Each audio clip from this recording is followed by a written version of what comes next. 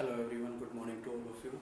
और आज हमारा टॉपिक रहेगा the second application of the Gauss theorem, that is the electric field due to a uniformly charge infinitely plane sheet.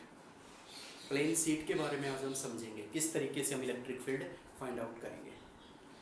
तो आपको थोड़ा सा मैं रिमेंबर करवा देना चाहता हूँ कि electric field using Gauss theorem निकालने से पहले आपको 4-5 स्टेप्स फॉलो करने पड़ेंगे जो मैंने प्रीवियस लेक्चर में बताए थे आपको। सबसे पहले मैं एक बार फिर से रिकॉल करवा देता हूँ। सबसे पहले एक गॉसियन सरफेस सेलेक्ट करना पड़ेगा आपको। उसके बाद उस गॉसियन सरफेस को स्मॉल एरिया में आपको डिस्ट्रीब्यूट करना पड़ेगा, तोड़ना पड़ेगा। उसके बाद आपको स्मॉल फ्लक्स निकालना पड़ेगा, link with A small area element. जितना आपने एरिया एलिमेंट लिया उसका फ्लक्स निकालिए, फिर उसका टोटल फ्लक्स निकालिए with the help of integration method. उसके बाद आप चार्ज एनक्लोज, जितना चार्ज उस जो भी मटेरियल आप यहाँ पे लेते हो, जो भी क्लोज सरफेस आप यहाँ पे लेते हो, उसका टोटल चार्ज एनक्लोज्ड कितना हो रहा है वो आप फाइंड आउट करोगे। और लास्ट स्टेप आता है इसमें यूजिंग द या apply the Gauss theorem and compare both flux and find the value of electric field. तो ये स्टेप्स आपने किए हैं। स्ट्रेट वायर हमने जो फाइंड आउट की थी। आज है इनफाइनाइटली प्लेन सीट के बारे में बात करेंगे। तो चलिए देखते हैं।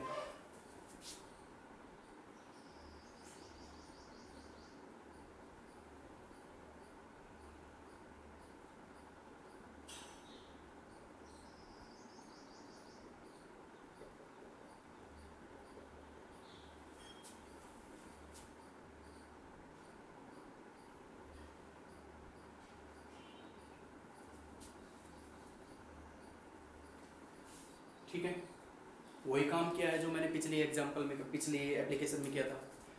हमने क्या किया है कि एक सीट ली है, चार्ज सीट। ठीक है, एक चार्ज सीट ली है और जिस पॉइंट पर हमें इलेक्ट्रिक फील्ड फाइंड आउट करनी है वो r डिस्टेंस पे रखा हुआ है। तो चलिए अब हम क्या करते हैं। आपको ये तो मालूम होगा कि अब हमें क्या करना है, एक गॉसियन सरफेस सेलेक्ट करना है इसके लिए। तो गॉसियन सरफेस इसके लिए कैसा होगा, इस प्लेन सीट के लिए कैसा होगा। तो ये देखिए कि एक जो सीट होती है, इलेक्ट्रिक फील्ड की डायरेक्शन इस तरफ होगी और उस तरफ भी होगी। कैसे, जैसे कि ये एक मैं सीट लेता हूँ, ठीक है, पॉजिटिव चार्ज है ऐसे रखा हुआ है और P पॉइंट मान लीजिए यहाँ पर है। तो ये इलेक्ट्रिक फील्ड की डायरेक्शन इस प्लेन के लिए, इस वाले साइड के लिए इलेक्ट्रिक फील्ड इस तरफ होगी और इस वाले फेस के लिए, इस वाले रीजन में इलेक्ट्रिक फील्ड डायरेक्शन इस प्लेन के लिए इस तरफ होगी। तो इलेक्ट्रिक फील्ड दोनों तरफ जाएगी आउटवर्ड डायरेक्शन में। तो इसका गॉसियन सरफेस किस तरीके से मैं सेलेक्ट करूंगा। गॉसियन सरफेस की प्रॉपर्टीज आपको मालूम है, सिमेट्री होनी चाहिए इलेक्ट्रिक फील्ड की और एंगल की। अब मान लीजिए ऐसा है तो इसका गॉसियन सरफेस तो मैं ऐसा नहीं चूज कर सकता।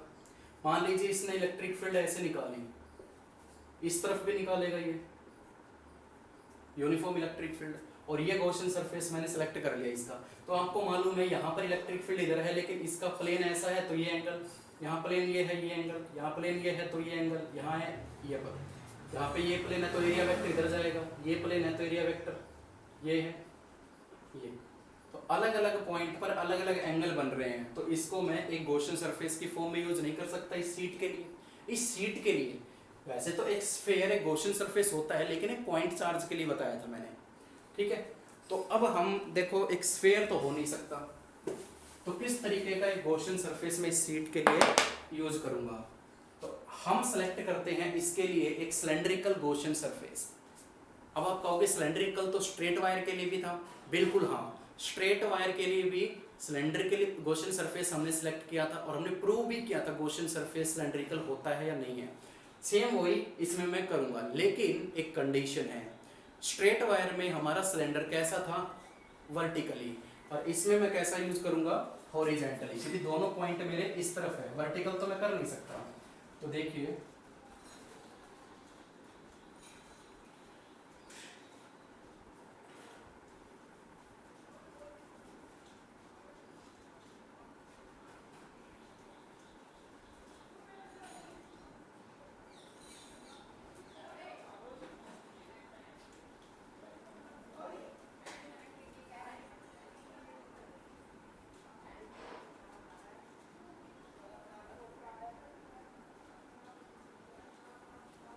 लाइक दिस, मतलब एक ऐसा गॉसियन सरफेस आपको सेलेक्ट करना है, जैसे ये सीट है तो एक हॉरिजेंटली एक सिलेंडर हमें गॉसियन सरफेस की फॉर्म में यूज करना है, जो इसके अंदर इंसर्ट करे तो हाफ गॉसियन सरफेस इस तरफ आए और half remaining portion of this cylinder other side, remaining other side. तो ये बात याद रखना हमें कि इसके अंदर इंसर्ट कर दिया, जिसकी वजह से आधा सिलेंडर इधर और आधा सिलेंडर इस तरफ नजर आ रहा है हमें। तो ये गॉसियन सरफेस की फॉर्म में हमने यूज किया है। अब बहुत ही इजी काम होने वाला है, पहला स्टेप हम कर चुके हैं, सिलेक्ट ए गॉसियन सरफेस हम कर चुके हैं। Now come to the second point. इस पॉइंट पर हमें इलेक्ट्रिक फील्ड फाइंड आउट करनी है। सिमिलरली हम इस पॉइंट को नाम दे देते हैं P डैश। आपको मालूम है सेकंड स्टेप हमारा क्या होता है कि consider a small area element. तो आप मुझे ये बताइए कि इस हॉरिजॉन्टल सिलेंड्रिकल गॉसियन सरफेस में कितने फेस हैं? जैसे पहले वाले उसमें थे 3 फेस होते हैं, एक क्लोज सिलेंडर में 3 फेस कौन कौन से? एक फेस तो ये हो गया, ये प्लेन हो गया आपका, एक प्लेन ये हो गया, और एक प्लेन हो गया ये गोलाई वाला कर्व्ड सरफेस। ठीक है, ठीक है, ये एक सिलेंडर है, ये 2 फेस हो गए इसके प्लेन सरफेस, तो 3 फेस हो गए, एक गोलाई वाला ये वाला हिस्सा, और एक लास्ट में जो ये 2 फेस आपको नजर आ रहे हैं ये। अब मुझे क्या करना है कि एक स्मॉल एरिया एलिमेंट यहाँ पे चूज कर, ये अब जरा ध्यान दीजिए, इस पॉइंट पर इलेक्ट्रिक फील्ड की डायरेक्शन होगी इस साइड, और इस पॉइंट पर इलेक्ट्रिक फील्ड की डायरेक्शन क्या होगी? अगर मैं ये चित्र देखता हूं, इस सरफेस को मैं नाम देता हूं DS1 और इसको मैं नाम देता हूं DS2। ठीक है, 2 फेस की बात खत्म। अब तीसरा फेस लेता हूं, कहीं भी इधर ले लो, इधर ले लो, इधर ले लो, इधर ले लो, एज योर चॉइस। यहाँ पे मैं ले लेता हूँ। अब इलेक्ट्रिक फील्ड की डायरेक्शन तो यही होगी, इस तरफ लिया है तो इस तरफ लेता तो ये हो जाती, और इसका प्लेन ऐसा है तो इसका एरिया वेक्टर किधर होगा? ऊपर की तरफ। यहाँ पे एंगल कितना आ रहा है? 90 डिग्री। यहाँ पर एंगल कितना आ रहा है? 0 डिग्री। यहाँ पर एंगल कितना आ रहा है? 0 डिग्री। और इस फेस का मैंने नाम दे दिया DS3। ठीक है, आप आई थिंक नहीं समझ पा रहे हो, एक मिनट।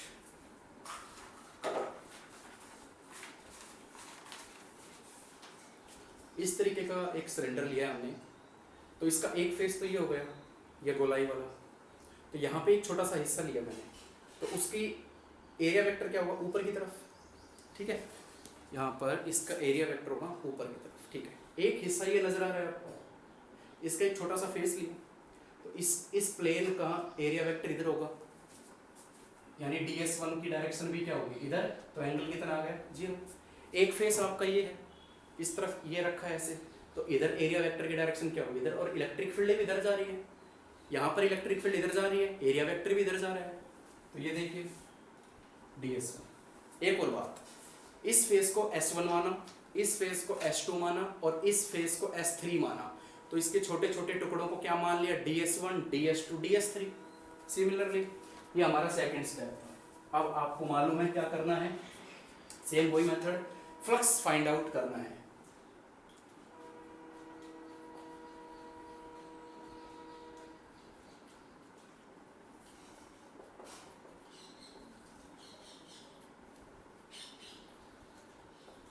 चलिए, क्या फॉर्मूला होता है?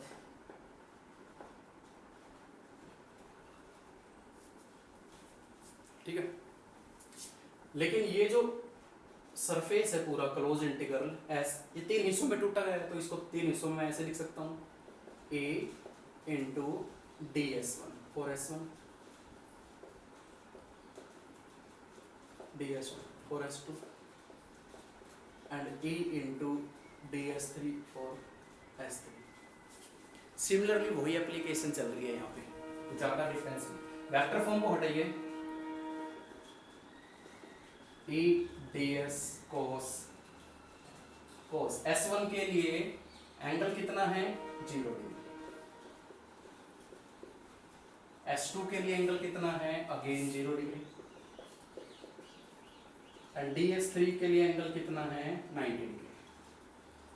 अब आपको मालूम है क्या होने वाला है यहाँ पे, cos 01 cos 01 cos 90 0, ये पूरा खत्म हो जाएगा। फिर ऐसे क्या बचेगा हमारे पास, EDS एंड EDS। तो देखिए क्या हो रहा है,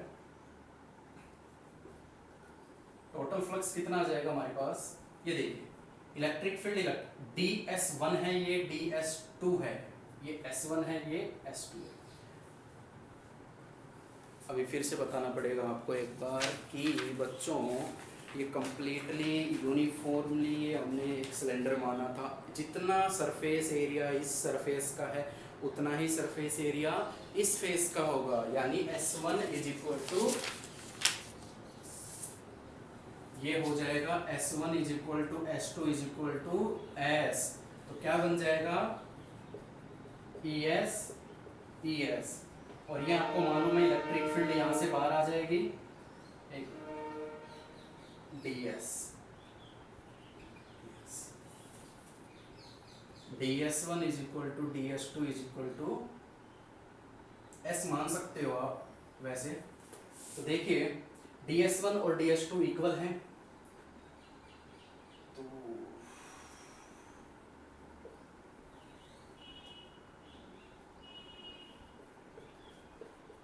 DS का इंटीग्रेशन S हो जाएगा, तो फ्लक्स कितना आया हमारा,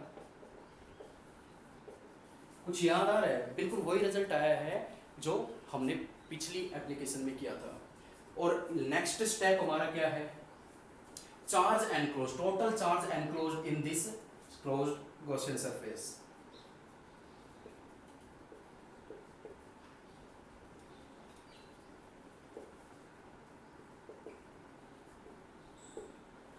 किस तरीके की इसमें चार्ज डेंसिटी हम यूज करेंगे, एक सीट है 2 डायमेंशन है, तो सरफेस चार्ज डेंसिटी इसमें यूज करूंगा मैं, और surface charge density denoted by sigma and charge distribute per unit surface area. तो टोटल चार्ज कितना आ जाएगा, दैट इज सिग्मा S, ये हमारा फोर्थ स्टेप। तो कुछ दिक्कत वाली बात नहीं है। लास्ट स्टेप क्या आएगा, apply Gauss theorem. Gauss theorem हमें कहती है total flux is equal to the Q upon epsilon naught. ये हमने पहले कर चुके हैं सारे। ये जो टोटल फ्लक्स हमने मेहनत से निकाला और ये फ्लक्स जो हमें गॉस थ्योरम फ्री में देती है बच्चों, दोनों इक्वेशंस को कंपेयर करवा दीजिए, आपके पास इलेक्ट्रिक फील्ड आ जाएगी। कंपेयर करवाने के बाद compare first and second, that is ES is equal to Q upon epsilon naught. हमें इलेक्ट्रिक फील्ड चाहिए, Q upon epsilon naught into S नीचे चला जाएगा, कुछ नहीं करना। टोटल चार्ज जो हमने फाइंड आउट किया है सिग्मा S, वो यहाँ पर पुट कर दीजिए upon epsilon naught into S, S से S कैंसिल आउट। क्या रिजल्ट आया हमारा, ये sigma upon epsilon not. Same method, same steps, same logic, ठीक है, सिर्फ और सिर्फ डिफरेंट किस में आया है, मटेरियल में, क्लोज सरफेस में, दैट्स ऑल। बहुत इजी है, गॉसियन सरफेस लिया, स्मॉल एरिया में तोड़ा, फ्लक्स निकाला, चार्ज निकाला, टोटल गॉस थ्योरम अप्लाई की, कंपेयर किया and find the electric field. ठीक है, अब बात आती है रिजल्ट की। तो रिजल्ट इसका देखिए बड़ा इंपॉर्टेंट रिजल्ट देती है ये।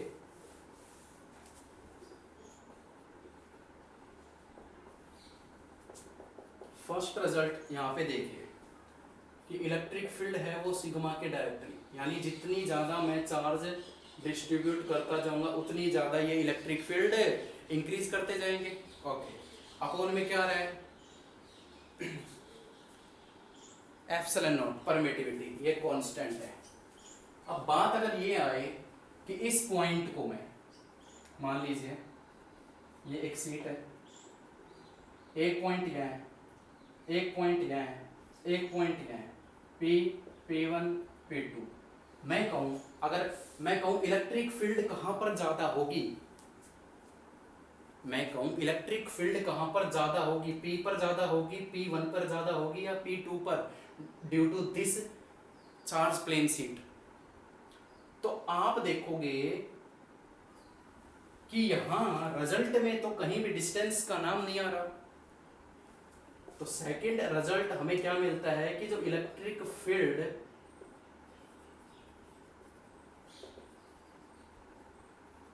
डज नॉट डिपेंड ऑन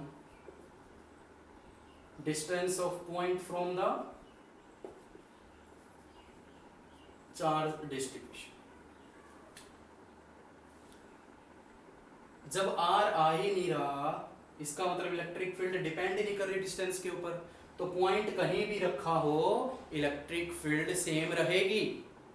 कैसे, देखिए जरा, एक और एग्जांपल देते हैं आपको। जैसे ये सीट है, आपको मालूम है कि ये यूनिफॉर्म इलेक्ट्रिक फील्ड पैदा करती है। अब एक पॉइंट यहाँ रखा है, एक पॉइंट यहाँ रखा है और एक पॉइंट मैं कहूँ यहाँ पे रखा है, तो वही क्वेश्चन मैं पूछता हूँ आपसे कि टोटल इलेक्ट्रिक फील्ड कहाँ ज़्यादा होगी। आंसर आया कि इलेक्ट्रिक फील्ड हर जगह सेम होगी। क्यों? एक तो मैथमेटिकली यहाँ से प्रूव हो रहा है कि इसमें आर नहीं आ रहा, और दूसरा मैं स्टार्टिंग इंट्रोडक्शन में बता चुका हूँ कि ये एक यूनिफॉर्मली इलेक्ट्रिक फील्ड है, और in uniformly electric field same charge same force applied. Electric field का काम होता है फोर्स लगाना किसी भी चार्ज पार्टिकल के ऊपर, तो यूनिफॉर्मली इलेक्ट्रिक फील्ड का काम होता है फोर्स लगाना और इक्वल फोर्स लगाना on every charge particle placed between them.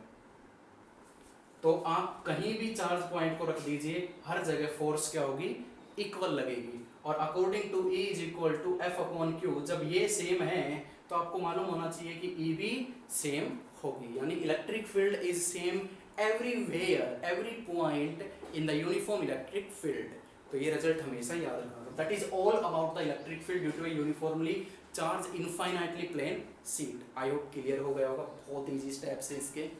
दोनों एप्लीकेशंस को बैक टू बैक करना, आप क्लियर होता चला जाएगा। सो आज के लिए इतना ही, आई होप क्लियर हो गया होगा।